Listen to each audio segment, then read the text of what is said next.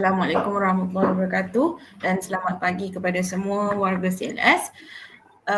Pagi ini kita amat berbesar hati, bersama kita ada penceramah yang saya rasa cukup pakar dalam topik yang kita akan bincangkan, perkatakan pada pagi ini, iaitu mengenai work out from home. Okey, penceramah kita Encik Syahid bin Jaafar. Jadi tanpa membuang masa, saya menjemput Encik Syahid untuk menyampaikan kandungan sesi GST kita pada hari ini. Dipersilakan. Okay, Bismillahirrahmanirrahim. Assalamualaikum warahmatullahi wabarakatuh. Selamat pagi. Saya terima kasihlah dan terima kasih pada Cik Najah kerana sudi jemput saya untuk program Workout from Home ni. Okay, untuk program pagi ni, saya diberitahu yang saya akan buat program untuk senaman di rumah. Saya akan diberi satu tugasan untuk terangkan macam mana senaman di rumah. Senaman yang paling baik dan terbaik untuk semua. Tapi di belakang saya ini memang saya duduk di gym. So saya akan tunjuk beberapa senaman, tapi senaman yang paling mudah untuk kita buat. Sekejap saya punya ni longgar. Sekejap saya nak letakkan ni.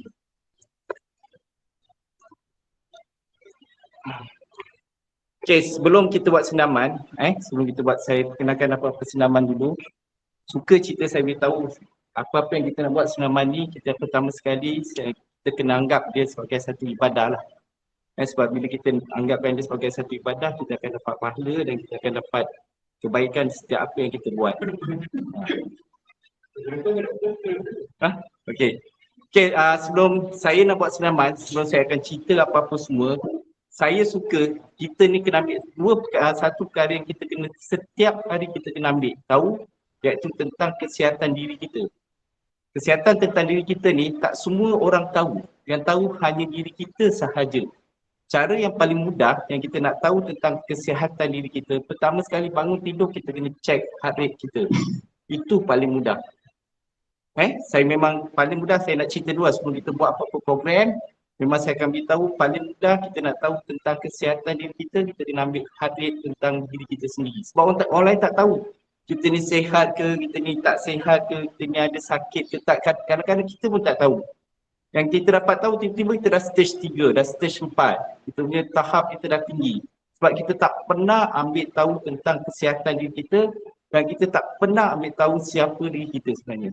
Okey, cara paling mudah saya nak share. Benda ni memang daripada dulu kalau saya bangun tidur, first kali memang perkara yang kita akan bangun tidur, kita akan check heart rate kita. Cara nak check heart rate, biasa orang akan ada guna jam sekarang ada jam heart rate, semua setiap orang sekarang pakai benda tu. Paling mudah sekarang ni kita check kita gunakan ni, nadi kita gunakan nadi. Okey, kita check. Okey, semua sekali kita check nadi dulu. Lepas tu saya akan ulas sikit nanti saya akan beritahu. Okey So, semua sekali boleh ambil, kita check nadi dulu. Gunakan dua jari ni.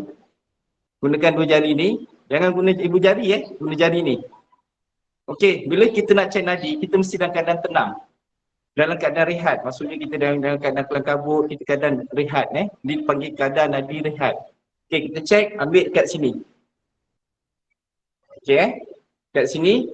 Okey, bila saya kata bilang, Daus. Ambil 10 second Daus. 10 second. 10 saat. Okey, bila saya kata bilang start daripada 0, 1 bila saya kata bilang semua okey. Semua dah jumpa nadi tak? Dah jumpa tak? Nadi tak ada rasa.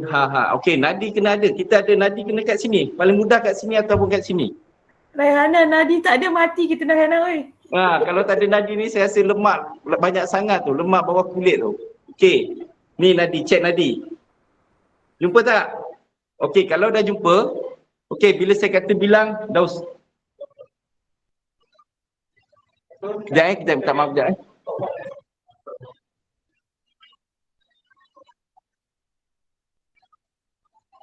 Okey, bila saya kata bilang, okey, sedia sedia mula.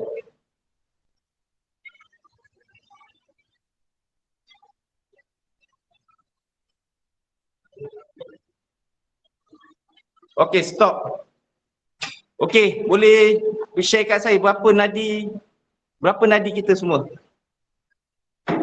Okey, ada yang saya nak tahu siapa, okey, kalau 10 kita kalikan dengan 6 Tadi saya ambil 10 second sebenarnya. Okey, kalau 10 kalikan dengan 6 jadi 60, 11 kali 6 66, 12 kali 6 72. Lepas tu apa? 7 kali 12 84 Okey, kalikan siapa nadi dia di bawah siapa nadi dia di bawah 84? Okey, berapa orang nadi di bawah 84?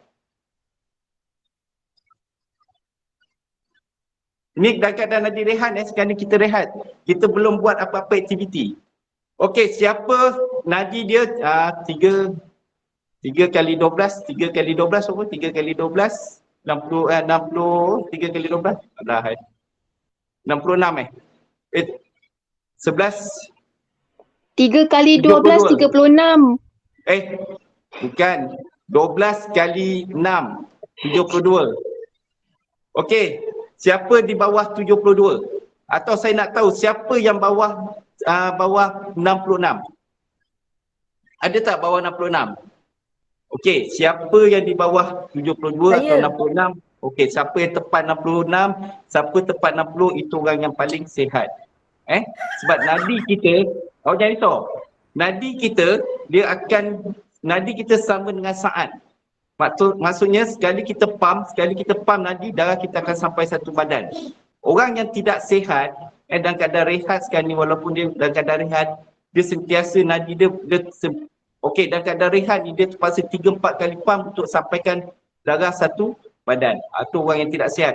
Paling mudah, saya cerita paling mudah bangun pagi tolong cek nadi. Tak susah pun, bangun pagi tak sampai 10 saat, tak sampai cek, tak sampai setengah, tak sampai 1 minit, cek. Okey, kalau 10 cantik, kalau 11 cantik, kalau 12 cantik, kalau 13 cantik, 14 dah tak berapa cantik. Siapa 10, 9, 8 tu memang cantik. Maksud dia punya nadi dia kuat. Sekali jantung dia, sekali pump dia boleh pergi satu badan. Okey, nanti saya akan ajar macam mana kita nak perbaiki kita kadar kita punya metabolisme, macam mana kita nak naikkan kita punya hormon, semua saya akan terang. Exercise yang paling mudah. Okey, nadi sebelum saya cerita yang lain, saya ingat pertama yang kita kena jaga adalah nadi yang paling utama nak tahu tentang kesihatan dalam badan kita. Orang lain tak tahu tapi kita yang kena ambil tahu. Jangan kita pergi asyik-asyik pergi jumpa doktor minta ambil tahu kita punya kesihatan. Sedangkan kita boleh buat sendiri. Okey, yang kedua,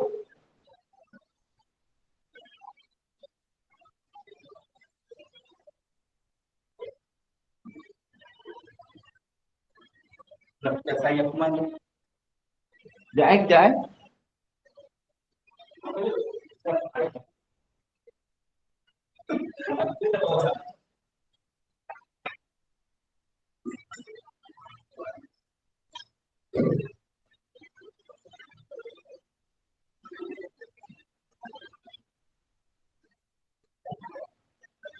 Okay, minta maaf Okey, yang kedua saya nak pertama sekali kita kena jaga kita punya air dalam badan. Ini adalah paling mudah untuk kita rawat, untuk kita jaga kita punya kesihatan, nak jaga kita punya, nak buang toksin, nak kawal suhu dalam badan. Ini paling mudah. Setiap pagi minum air sekurang-kurangnya 1 liter. Nanti saya akan share benda yang paling mudah, asas yang saya nak amalkan. Pertama sekali nak jaga kesihatan dalam badan, nak tahu tentang kesihatan badan kita kena cek nadi. Yang kedua, banyakkan minum air kosong. Saya setiap hari saya bawa ni. Ni. Yang ni kita boleh buat exercise. Nanti saya akan ajar macam mana nak buat exercise gunakan botol air. Okey? Okey, Najah boleh kita share dulu tentang tip yang ni. Okay, sebelum saya buat, sebab saya libur masuk yang mana satu, komposisi tubuh ke healthy lifestyle dulu? Kita ambil jom sihat yang mula-mula tu. Yang saya healthy. Okey. Okey, sambil saya bercakap, semua boleh soal saya akan turun respon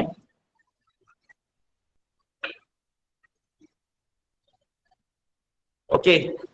Inilah yang saya nak cerita di UTSM, sejarah saya di UTSM Di UTSM kita memang tahu, kita staff paling ramai di UTSM. Kos perubatan, kalau saya tahu dulu dari pernah cerita kat saya, kos perubatan kita di UTSM satu bulan mencecah hampir 100,000 untuk kos perubatan. Sebab kita ni jarang ambil berat tentang kita punya kesihatan. Kita tidak ambil langsung tentang kita punya kesihatan kita, kecergasan kita, dan kita bila dah teratur baru kita kita bila dah sakit baru kita nak pergi jumpa doktor. Sedangkan kita ada pilihan untuk pilih gaya hidup kita yang sihat, tapi kita tak nak ambil. Kebanyakan kita ni selesa. Kita selesa dengan apa yang ada dengan diri kita dan kita tak bersedia untuk berubah. Perubahan tu berlaku bila kita jumpa doktor, doktor kata kita ada sakit tu, sakit ni baru waktu tu kita akan berubah. Tapi kebanyakan daripada kita ambil langkah lebih lambat. Sedangkan kita boleh buat pilihan lebih awal. Okey, saya akan cerita gaya hidup sihat. Saya cerita bukan untuk semua tapi untuk diri saya sendiri juga. Okey, kita akan cerita gaya hidup sihat sebelum kita akan pergi pada sesi kedua iaitu senaman dalam rumah. Okey, gaya hidup sihat. Okey, jom share ni. Okey, pertama sekali saya nak cerita untuk jadikan kita ni sihat, cergas adalah makanan. Makanan tu mempengaruhi kita punya tahap kesihatan kita, mempengaruhi tahap kecergasan kita. Okey, makanan ni mempengaruhi kehidupan kita lebih kurang kalau tahap kesihatan kita, kecergasan kita dia mempengaruhi sekitar 70%. Senaman hanya membantu 30% sahaja. Yang paling utama bukan setiap hari kita bersenam. Bukan setiap hari kita akan pergi jogging, bukan setiap hari kita akan pergi bersukan. Setiap hari bangun tidur, daripada start bangun tidur sampai daripada start kita bangun tidur sampailah kita nak tidur, kita akan makan dan juga kita akan minum. Apa yang kita makan, apa yang kita minum. Itu yang saya nak share supaya kita tahu gaya hidup sihat. Kita makan pilih sama ada kita makan untuk hidup atau hidup kita untuk makan semata-mata. Kalau makan kita untuk hidup, kita ada dua kita akan tengok kat mana. Makan untuk hidup. Kita makan ni adalah untuk kehidupan. Kehidupan hidup ini kita nak ambil makanan yang sihat. Kita nak ambil makanan yang tidak berlebihan supaya kita sentiasa dalam keadaan yang sihat dan dalam keadaan yang cergas. Tapi kalau hidup kita semata-mata untuk makan, kita akan alami perubahan. Kita akan cepat obes, kita akan jadi gemuk. Minta maaf lah kalau saya cerita macam tu. Okay, kita akan cepat perubahan daripada diri kita sendiri, kita akan cepat letih, cepat lemas sebab kita hanya memikirkan makan semata-mata dalam kehidupan kita. Okay, next Najah. Okay, janganlah saya minta di staff UTSM, saya minta sangat jangan sampailah kita jadi macam ni. Sebelum jadi macam ni, kita ada pilihan, kita ada masa untuk kita berubah, untuk jadi lebih sihat, untuk jadi lebih cergas. Jangan dah jadi macam ni. Saya memang risau kalau di UTSM, minta maaf lah. Kalau di UTSM ni kalau saya jumpa kalau 10 orang yang betul-betul jaga kesihatan, saya ambil pendekatan bila saya jaga gym. Staf yang berminat untuk bersukan, kalau di UTSM ada 4,000 orang, staf yang betul-betul berminat untuk bersukan, untuk menjaga kesihatan dia sekitar 0.5% saja daripada jumlah. Kalau ada 4,000, sekitar 200 orang saja. Kalau yang pergi gym memang tak ramai. Tapi kebanyakan staf kita ni selesa dengan apa yang dia ada, selesa dengan kehidupan dia, dia sedikit pun tak ada ambil persediaan untuk berubah. Saya haraplah supaya di UTSM, saya minta lah supaya staf UTSM sentiasa dalam keadaan yang sihat, amalkan gaya hidup yang baik. Ingat apa yang kita nak buat, kita kena letakkan ibadah tu sebagai satu matlamat kita. Bila kita letak, kita akan dapat banyak kebaikan daripada apa yang kita buat. Okay, next Najah. Lama tak zumba sama kita ni, okey tak apa, nanti saya akan cerita tak perlu nak zumba, tak perlu apa, kita boleh buat senaman sendiri. Nanti saya akan cerita senaman yang paling baik untuk kita buat. Okey, inilah contoh-contoh, minta maaf kalau gambar ni mana ni contoh. Contoh kalau kita tak jaga pemakanan kita tak amalkan gaya hidup yang sihat, kita akan jadi macam ni. Kalau kita rasa selesa macam ni, kita akan selesa lah. Tapi ingatlah, kita akan jadikan diri kita, menyeksakan diri kita kalau kita jadi macam ni. Okay, next.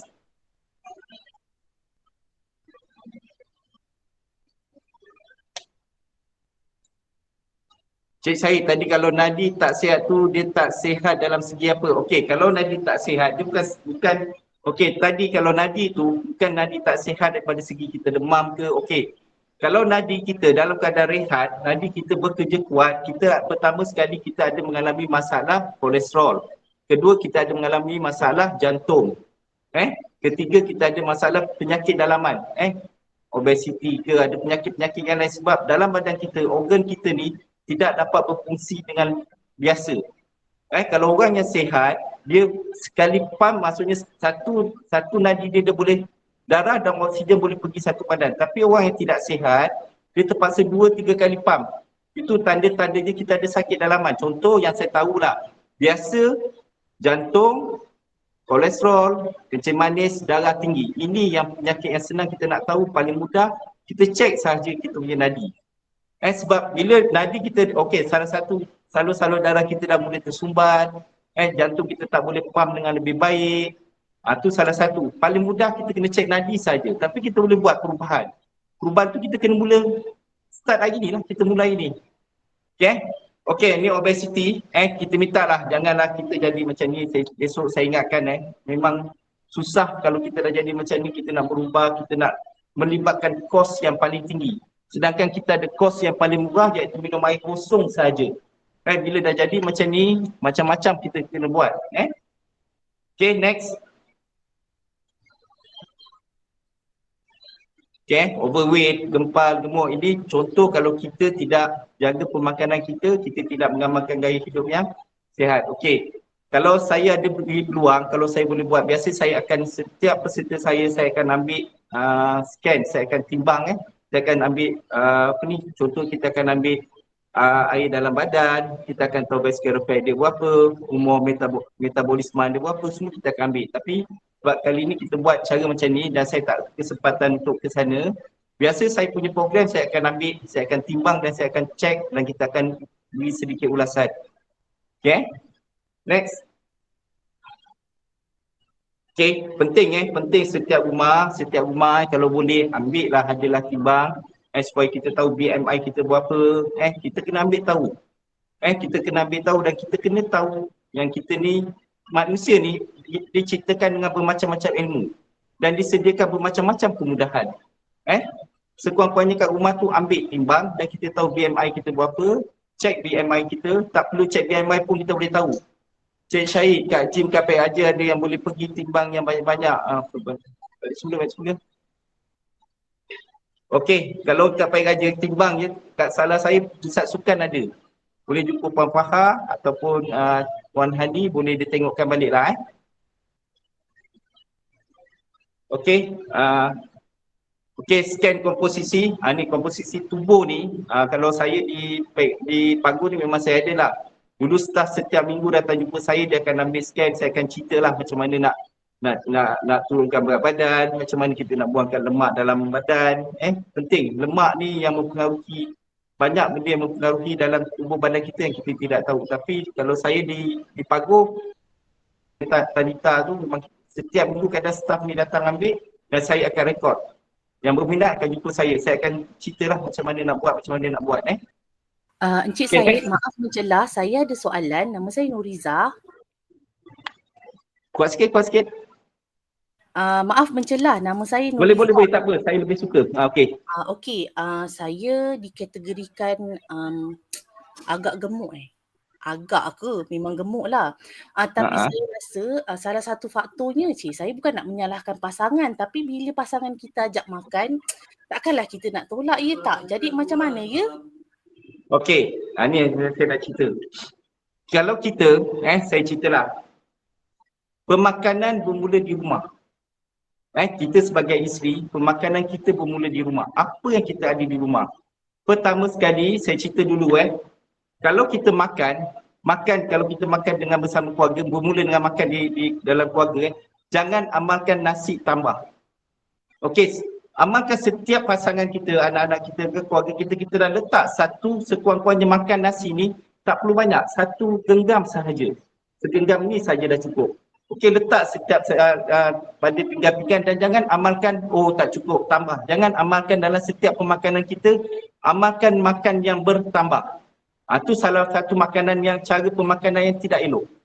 Makan cukup untuk kita makan, bukan makan seolah-olah kita makan pagi boleh bawa ke petang. Ada orang kata aku makan pagi ni nak bawa ke petang sampai nak bawa ke malam. Jangan. Makan untuk hari waktu tu saja. Kalau makan sarapan pagi, tenaga sampai waktu pagi. Jangan tenaga yang kita makan berlebih-lebihan tu dia bawa sampai ke petang sampai ke malam. Nanti dia akan jadi stok, dia akan simpan. Kalau kita makan tengah hari tu hanya untuk tengah hari sampai ke petang sahaja. Bukan sampai ke malam. Bila kita makan lebih-lebihan macam tu dan malam kita akan tambah lagi, kita akan load lagi, kita akan jadi masalah. Okey, bermula pemakanan ni apa yang kita ada di rumah. Okey, apa yang ada di rumah kita gaya tu saya cakap, kita mulakan dengan gaya hidup kita di rumah. Rumah ni dengan anak, jangan dengan anak lepas tu anak makan kurang kita suruh tambah lagi, jangan. Lauk tambah tak apa, tapi nasi jangan sentiasa tambah. Okey, kalau kita makan cukup, aman, okey cukup dah. Kenyang tak kenyang itu. Kita kena set dalam kepala kita dan otak kita, apa yang kita makan hari ni, okey sarapan pagi cukup kalau sekeping roti canai. Jangan sampai 2-3. Kuih cukup 2 keping ataupun 3 keping cukup. Jangan sampai 5-6 keping.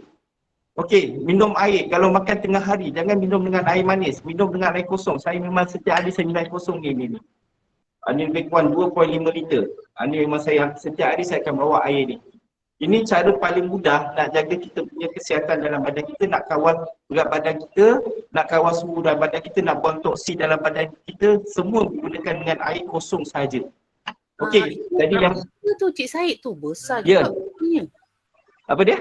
Berapa liter tu besar juga macam tong air kat rumah saya je. Okey. Kalau air, kalau berat badan kita paling mudah kalau kita nak tahu berapa keperluan air kita. Kalau berat kita 25 kilo, kita perlukan 1 liter air.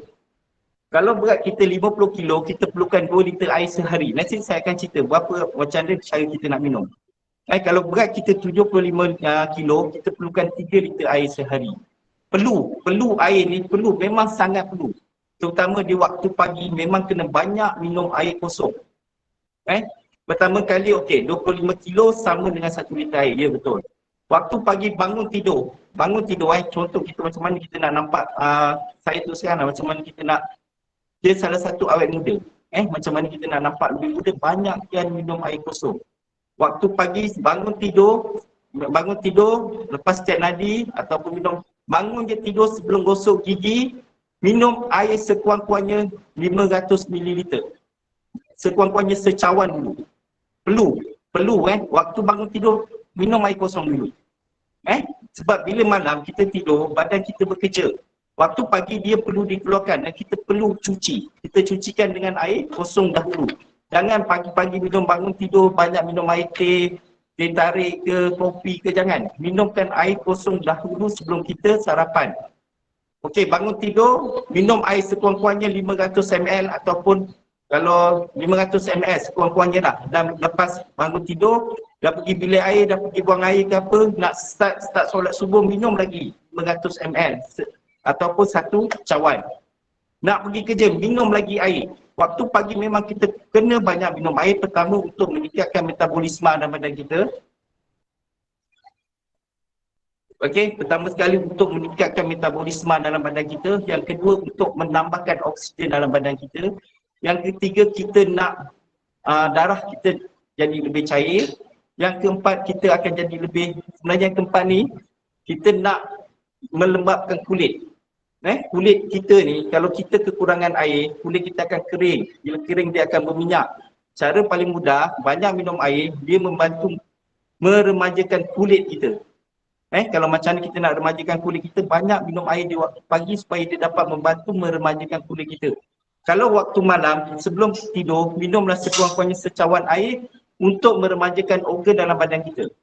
Sebelum tidur minum je secawan air. Daripada dulu sampai sekarang benda yang saya amalkan, setiap pagi saya akan bangun tidur, kalau boleh lah bangun sebelum subuh, jangan bangun selepas subuh.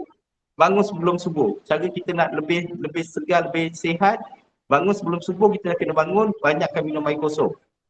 Okey? Lepas tu okey, satu dah pergi kerja, okey nak sarapan, pagi start daripada pukul 6, kalau kita kata okey lah saya ambil start daripada pukul 6 sampai ke pukul 9, sekurang-kurangnya kita dah minum 1.5 liter air. Tak banyak, 3 cawan saja, lebih 3 ataupun 4 cawan saja. Okey, daripada 9 okey dah sarapan. Okey, sarapan nak minum elakkanlah. Kalau nak minum makan minum teh tarik ke kurang. Boleh minum teh kurang manis. Saya pagi-pagi memang saya akan minum kopi O.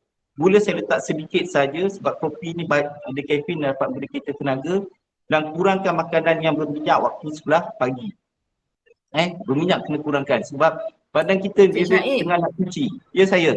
maksudnya kopi sebenarnya bolehlah minum Kopi boleh. teh. Saya kopi bukan kopi susu kopi gula ambil sedikit sahaja. Teh Kalau susu boleh. tu, susu tepung boleh ke?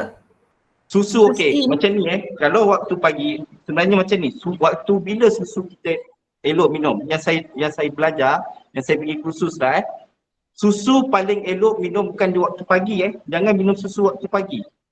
Waktu pagi kita kena nak minum susu selepas kita exercise. Lepas kita macam makan pukul 10, pukul 11 boleh.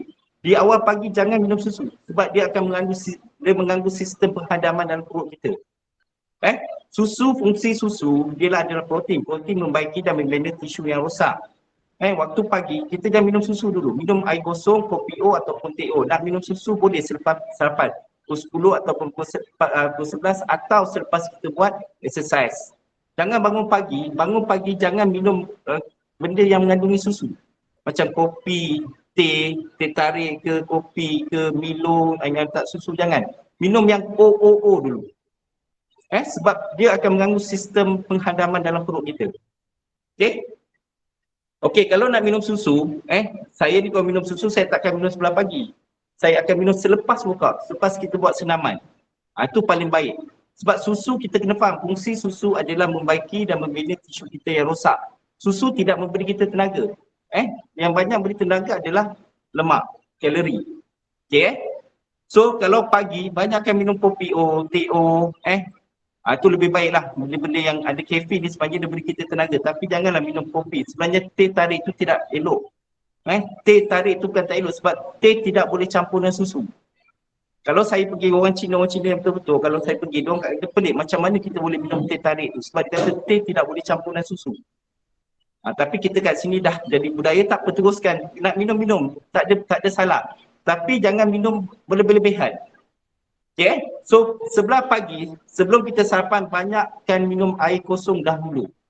Air kosong membantu meremajakan kulit kita, membantu menambahkan oksigen dalam badan. Kedua, meningkatkan kita punya metabolisme. Benda yang paling mudah dan paling murah. Tak perlu kos yang tinggi.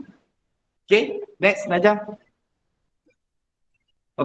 Ni scan tubuh badan biasa saya akan ambil bila kita ada buat program. Saya akan cerita setiap individu dia ada simpan, dan setiap minggu dia ada rekod, dan setiap bulan dia akan rekod. Next. Berat lemak berat lemak ni. Berat lemak. Kalau kita ambil scan, kita boleh tahu berat badan kita. Sebab dalam berat badan kita ada pertama sekali dia ada berat lemak. Kita nak tahu berapa peratus berat lemak, peratus air dan umur organ kita. Benda ni dalam ni nak cakap tak ada sebab benda ni saya kena timbang. Dan kat situ saya akan tengok berapa lemak dalam badan kita, berapa peratus air dalam badan kita. Sebenarnya peratus air yang terbaik untuk kita, untuk macam mana kita nak jaga kita punya tahap kesihatan dan kecergasan kita, kita kena sekurang-kurangnya 50% air dalam badan tu kena banyak. Kalau perempuan memang kena 50 hingga 60. Kena tambah air dalam badan supaya kita dapat kawal kita punya nak kawal lemak dalam badan, lepas tu nak buang, nak kurangkan vascular fat, lemak dalam kita punya organ-organ tu. Lepas tu macam mana kita nak tingkatkan kita punya metabolisme, macam mana kita boleh kira lemak pada masa sendiri. Nak kira lemak ni memang tak boleh, dia kena timbang. Dia ada timbang, dia ada setiap minggu. Kalau saya kat sini, setiap minggu, 2 minggu sekali dia akan datang jumpa saya, dia akan timbang. Scan nama timbang tu Tanita. Cuba cari Tanita, cuba tengok kat pusat sukan. Tak salah saya pusat sukan ada tu. Next. Maksudnya berat badan kita, yang mempengaruhi berat badan kita lah pertama berat lemak, peratus air, yang lepas tu ada berat tulang, banyak lagi mengaruhi, dan yang paling penting adalah umur organ dalam badan kita. Kalau saya timbang kat situ kita boleh tahu. Kalau saya ceritakan pada perempuan dan tuan-tuan semua, saya bukan nak cerita apalah, umur organ dalam badan saya, kalau saya timbang pada tu, umur badan saya 25, umur saya betul 48. Balik semula tadi. Sekejap Daus, macam ni nak tengok yang ni Daus. Yang macam tadi dia ada soal, aku tak nak tengok macam mana. Dia ada soalan-soalan. Okey, semua tak sihat. Okey, tadi saya ni sebenarnya jarang guna ni. Macam mana kita boleh kira lemak badan? Okey, apa beza lemak pada darah dan pada timbangan? Okey, apa beza lemak pada darah? Pada darah ada lemak. Okey, pada timbangan tu kalau kita timbang, okey Cik Danuri okey, kalau kita timbang pada scan Tanita tu, saya tak pernah tahu pula kalau ada lemak pada darah. Tapi lemak yang ada pada organ kita, pada darah kita ada lemak. Kalau kolesterol dalam darah tu ada, kolesterol tu lemak Okey, kolesterol lah Okey, kolesterol pada dalam darah ni punca dia adalah apa yang kita makan. Kadang kalori yang jahat dia ada 2 kalori kalori jahat dan juga kalori yang baik. Okey, pada timbangan tu kita boleh tengok. Setiap minggu kalau kita ambil kita akan boleh tengok. Dia akan ada beritahu kat situ, okey lemak dalam badan kita berapa. Tapi lemak pada darah ni tak salah saya kita kena cek darah. Tapi pada timbangan tu dia tak boleh. Kalau nak tahu kolesterol dalam darah, kita kena cek darah. Itu kena jumpa doktor ataupun kena jumpa pergi klinik ataupun pergi hospital kena cek. Tapi pada timbangan saya, dia hanya boleh tahu visceral fat, lemak dalam badan kita sahaja. Tapi bukan lemak pada darah. Lemak kalau pada darah tak salah saya kolesterol Okey, kolesterol pada darah memang tak boleh pada timbangan. Timbangan tu hanya boleh tahu yang lemak visceral fat ataupun lemak dalam badan kita sahaja. Okey, cara nak kurangkan lemak dalam badan kita kena banyak minum air. Memang kena banyak. Tiap kali cek mesti kolesterol tinggi. Kak Mimi, Puan Mimi, Dr. Mimi. Apa khabar Dr. Mimi? Okey, tiap kali cek mesti kolesterol tinggi. Macam ni lah. Pertama sekali, punca kolesterol tinggi. Pertama yang kita tahu faktor umur. Faktor umur dan faktor umur kita. Lepas tu kita dah kena start. Kita dah kena start berubah untuk ambil pemakanan yang lebih baik. Dan kita jangan, okey, sebenarnya kalau saya nak cerita pasal pemakanan ni banyak dia ada mitos. Lepas tu ada yang cakap-cakap saja. Tapi kita kena ambil daripada fakta. Ada orang kata tak boleh makan yang berlemak. Sebenarnya lemak adalah makanan yang baik. Ada lemak daripada, okey ada orang kata tak nak minum susu. Sedangkan ada contoh orang pernah buat nasi lemak menggunakan susu dengan nasi lemak menggunakan santan. Yang mana paling baik? Ada orang kata nasi lemak daripada susu. Dulu orang kata nasi lemak daripada susu. Tapi pada fakta sebenarnya lemak pada santan tu yang lebih baik. Sebab dia adalah lemak daripada tumbuh-tumbuhan. Bukan lemak daripada haiwan. Kalau susu tu lemak daripada haiwan. So kita kena gantikan. Banyak okey, nasi lemak sebenarnya makanan yang baik. Yang tak baik ni bila kita makan berlebihan. Okey, contoh kita makan yang berminyak. Minyak tu kita tahu, minyak ni ada 2. Kalau minyak kelapa sawit memang baik. Tak ada masalah. Tapi jangan makan berlebihan dan jangan makan yang berminyak. Contoh kalau kita tengok, kita makan ayam goreng. Okey, kita makan mi goreng ataupun pisang goreng. Kita makan benda tu, kita tahu pisang goreng tu dia akan guna minyak yang berulang-ulang. Tu yang jadi tidak sihat. Tapi kalau kita buat sendiri, kita boleh kawal minyak tu. Okey? Kolesterol memang saya cakap, saya pun kolesterol tinggi. Tapi apa yang saya kena buat, pendekatan yang saya kena buat, saya kena start banyak minum air kosong. Cara paling baik nak kurangkan kolesterol dalam badan, kita kena banyak minum air kosong. Banyakkan minum. Saya memang terus serang lah. Memang saya tuan pergi cek pun doktor kata macam mana saya boleh kurang. Mungkin sebab saya banyak makan protein sebab saya pergi gym.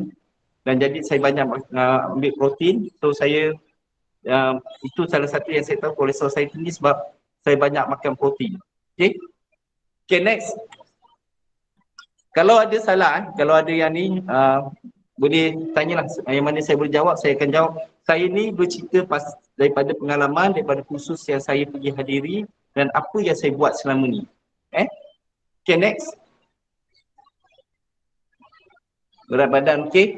4, okay, yang saya nak cerita, okay, sebelum kita pergi exercise yang lain tu, okay, 4 amalan gaya hidup yang paling sihat, 4 yang kita kena jaga. 4 amalan gaya hidup. Pertama sekali kena banyak bersenam. Banyakkan bersenam. Kena banyak bersenam. Bersenam ni bukan setiap hari. Tak perlu kita bersenam setiap hari. Sekurang-kurangnya seminggu 3 kali, 4 kali pun dah memandai. Kecuali kita ni dah orang yang obes, orang yang nak turunkan berat badan, dia kena banyak bersenam. Tapi sekurang-kurangnya bersenamlah sekurang-kurangnya seminggu 3 kali. Sekali senam tak perlu banyak, 30 minit. Masa bila? Nak bersenam tak ada masa. Nak bersenam pagi boleh, nak bersenam tengah hari boleh, nak bersenam petang boleh, nak bersenam malam boleh, nak bersenam sebelum subuh boleh. Bersenamlah. Jangan kita ada masa untuk bersenam. Tapi bila bersenam kita perlukan rehat yang cukup. Jangan kita bersenam, contoh kita bersenam. Kita bersenam bagian agak berjam-jam tapi kita tak cukup rehat. Tidak boleh. Bersenam dengan rehat kena seimbang. Kalau kita bersenam tapi kena banyakkan rehat. Kalau kata kita nak bersenam, contoh orang main badminton sampai pukul 10, pukul 11, lepas tu dia tidur pukul 1, pukul 2, lepas tu dia tidur tak cukup tidur pun tidak boleh, tak cukup rehat. Rehat kena cukup. Kalau kita rehat tak cukup, dalam badan kita akan mengalami banyak masalah. Okey. Yang kedua, kita kena banyak makan makanan yang sihat. Makanan yang sihat. Kita tahu makanan yang sihat semua sekarang, kalau zaman dulu, zaman sebelum ada Android ke belum ada ni, zaman dulu orang tak tahu nak ambil makanan. Sekarang kita boleh check makanan kita yang sihat. Pertama sekali, setiap hidangan, ada orang suku-suku setengah, saya tak ada fikir suku-suku setengah, tapi setiap hidangan saya, pertama sekali mesti ada protein, mesti ada sayur-sayuran, mesti ada buah-buahan, dan mesti ada karbo. Karbo tu daripada nasi. Nasi jangan lebih. Okey, protein mesti ada. Protein tu penting. Protein daripada ikan ataupun pada ayam, jangan ambil bahagian yang, kalau ayam jangan ambil bahagian yang mengandungi lemak yang tinggi. Ambil bahagian dada. Okey, yang ketiga mesti ada buah-buahan. Mesti ada. Makan buah dulu sebelum kita makan nasi. Yang keempat mesti ada sayur-sayuran, vitamin dan zat mineral semua ada kat situ. Dan yang keempat, bila kita makan, yang seterusnya, bila makan tengah hari, jangan amal minumkan air manis. Setiap makan tengah hari, kita nak minum air manis, nak minum. Jangan. Makan tengah hari, minum air kosong saja. Minum air kosong saja. Ini yang saya buat. Okey. Lepas tu, okey. Okey, kita kena reduce kita punya stres. Kurangkan ayam bahagian dada tak sedap. Memang tak sedap. Cik Dr. Mimi memang tak sedap. Tapi itulah yang paling baik. Sebenarnya benda yang tak sedap, itu yang paling sihat. Benda yang sedap ni, dia akan jadi kita akan makan berlebih-lebihan. So, lepas ni, kita fikir makanan yang sihat. Fikir dulu, saya nak makan makanan yang sihat. Cukup, kita dah hidup, kalau saya umur dah 48. Dah 48 tahun, saya macam-macam makanan saya makan. Dan sampai satu masa, kita pilih makanan yang terbaik untuk kita, makanan yang sihat untuk kita. Kalau kita nak makan pun, contoh nak makan asam pedas ke, nak makan nasi biryani, makanlah. Tak ada siapa pun halang, tapi jangan makan berlebih-lebihan. Pagi dah makan roti canai, dengan nasi lemak, ayam, semua kita dah makan. Tengah hari kita makan pula dengan nasi biryani. Petang makan dengan nasi goreng. Petang kena pula pisang goreng, keropok leko. Malam kita nak makan yang bergoreng pula. Cukup, benda tu dah tak perlu sampai macam tu. Ambil satu hari makanan yang kita boleh kawal kita punya kalori. Kita kena tahu intake kalori dalam badan kita berapa yang kita nak ambil. Contoh sekarang ni, okey, pagi kita dah tahu kalori. Okey, kita dah pagi kita rasa kita dah makan roti canai 2 keping. Tengah hari kita nak makan nasi biryani, dah tak sesuai. So kita kena pilih. Kalau pagi kita dah makan makanan yang mengandung kalori yang tinggi, tengah hari kita ambil makanan yang sihat. Malam pun kita ganti makanan yang paling baik supaya tubuh badan kita tak perlu bekerja banyak untuk dia proses apa yang kita makan. Okay. Lepas tu kita kena reduce kita punya stres, kurangkan tekanan. Cara juga kurangkan tekanan apa-apa pun, orang yang mengalami stres yang tinggi dia akan cepat, pertama sekali dia akan cepat sakit. Dan saya, kalau doktor beritahu dulu, saya pergi pengurusan stres, memang cakap orang yang stres ni dia akan cepat sakit, dia akan cepat emo, dia akan orang yang dia tidak boleh mengawal stres, dia akan jadi orang yang seperti dia akan tengok semua orang dia nampak benda yang tak elok. Cara paling baik nak kurangkan stres, pertama sekali, minta maaf saya ni bukan ustaz, saya bukan ustaz, pertama sekali banyakkan ibadah pada Allah, banyakkan berzikir, sentiasa kita dalam keadaan yang berfikir positif, sebab hidup kita, di akhir hidup kita, Allah nak melihat kebaikan kita. Allah tak nak tengok keburukan kita. Salah satu gaya hidup sihat ni, ini adalah salah satu kita anggap ibadah untuk kita. Kalau kita sihat, kita boleh solat dengan baik. Kalau kita boleh solat dengan baik, kita boleh baca Al-Quran, kita boleh mengaji, semua kita boleh buat. Tapi bila kita sakit, jangan waktu sakit baru kita nak ingat benda-benda tu. Waktu sihat kita kena jaga. Okey, cara nak kurangkan stres tu banyakkan, jangan kita, saya cakap terus sekarang bukan untuk semua. Pertama sekali kita kena berlapang dada. Sebab orang yang tidak boleh mengawal stres, dia akan melihat di sekeliling dia semua ni adalah masalah dalam kehidupan dia. Dia akan tengok orang ni datang masalah, orang ni datang masalah. Apa yang jadi pada diri sendiri? Dia sendiri akan mengalami banyak masalah. Masalah dalaman dia akan alami. Mulalah start gangguan tu lah, mula start gangguan ni. Itu perlu kita kawal kita punya stres. Nak kawal stres, salah satu kita banyak minum air. Lepas ni saya akan ajar dengan pernafasan. Okay, banyak minum air. Lepas tu drink ni, banyakkan minum air kosong. Tolonglah banyak minum air kosong supaya kita sentiasa cergas, supaya kita dapat kawal kita punya berat badan, kita boleh buat toksik dalam badan. Semua tak perlukan kos yang tinggi, murah saja. Hanya air kosong. Okay, next. Okay, sambil tu nak, okay, inilah makanan sihat. Ini piramid makanan ni, ini dulu. Piramid makanan yang kita buat ni, ada masa kita dah kena ubah, Kalau okay, dulu piramid pemakanan, kalau bawah, okay, kalau bawah tu memang kita kena banyak makan buah-buahan setiap hari, mesti setiap hari kita perlukan buah-buahan dan juga sayur-sayuran. Lepas tu yang kedua adalah yang kedua tu dah masuk pada bijirin, roti ke apa. Okey, kita kena ingat ada 7 yang kita kena kurangkan dalam pemakanan kita setiap hari. Pertama kali benda yang berasaskan putih, tepung, nasi, ajinomoto, garam, gula, mihun dan juga satu saya dah lupa lah. Tak salah saya ada 6 atau 7 benda yang kita kena kurangkan. Terutama garam, benda yang berasaskan putih, garam kena kurangkan dalam kita punya masakan. Gula, nasi kita kena kurangkan setiap hari, tak perlu makan yang kalau pagi tengah hari pagi nasi lemak, tengah hari makan nasi biryani, malam makan nasi goreng, kita kurangkan. Bukan tak boleh makan, tapi bukan makan yang berlebihan. Cukup kita makan keperluan kita untuk hari itu. Kalau pagi kita dah, okey, contoh pagi kita dah makan nasi lemak, tengah hari kita jangan makan nasi biryani. Gantikan dengan nasi putih, ambil makanan yang sayur-sayuran dan kurangkan makanan yang berminyak. Okey, malam jangan makan yang bergoreng. Gantikan, kalau boleh makan yang bergoreng tapi jangan yang terlampau berminyak. Okey, kalau piramid makan, kalau kita nak ni, kita kena dah ubah, kita kena ubah balik sistem. Kalau orang yang dah start obes, kita kena ubah. Dia kena gantikan, okey, protein tu dia kena gantikan yang nombor 2 daripada bawah. Protein kena gantikan nombor 2, nasi dengan yang biji-biji ni tu kena naik ke atas. Protein, dia kita dalam badan kita lebih protein, jangan lebih daripada lemak. Kena gantikan protein ke ayam ke tu, kita kena stage yang ke bawah. Yang atas sayur-sayuran kena banyakkan makan yang protein. Encik Said boleh tanya? Ya. Ada tak, boleh tak recommendkan macam masa-masa yang sesuai, contohnya breakfast, waktu yang sesuai sebenarnya antara pukul berapa, Okey, lunch? Nanti lepas ni taklah saya ada dalam kita punya ni, nanti saya akan ceritakan.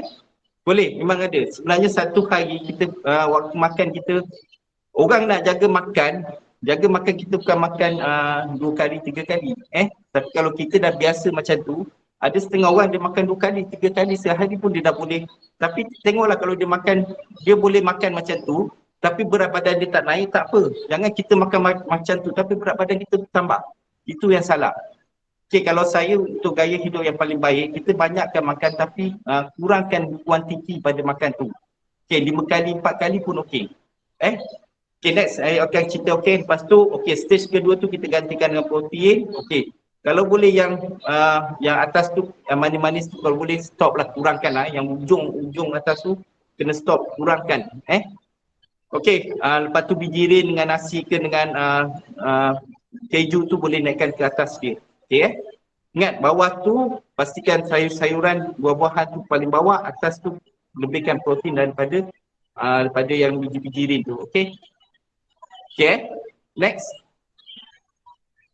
Okey, ni tampilan kalori. Kalau nak cerita kalau umur kanak-kanak kalori harian kita, boleh tengoklah nanti saya kata Najah boleh share. Okey, ni kalori harian ni dan aktif tidak aktif, kurang aktif. Kalau kita tengok umur kita sekitar kita sekitar 31 hingga 50 kalau perempuan. Okey, kalori harian kita aktif ke tidak aktif? Kalau tidak aktif, kita perlukan sekitar 1,800 sahaja. Tapi sebenarnya kita ni setiap hari kalori kita sampai 3,000. Kalau saya cek betul-betul setiap orang, kalau saya ambil menu dia, saya akan cek memang hampir sampai 3,000 kalori. Tu yang jadi bila kita makan berlebihan, dia akan simpan stok di perut. Bila disimpan kat perut, itulah start kita akan jadi macam-macam penyakit yang akan kita undang. Okey, kita akan tengok start kalori ni. Sebenarnya kalori ni kita boleh tengok sekarang senang je. Check kalori harian kita boleh check. Ambil je dalam app, tengok kalori. Pagi ni kita makan ni, tengok berapa kalori kita.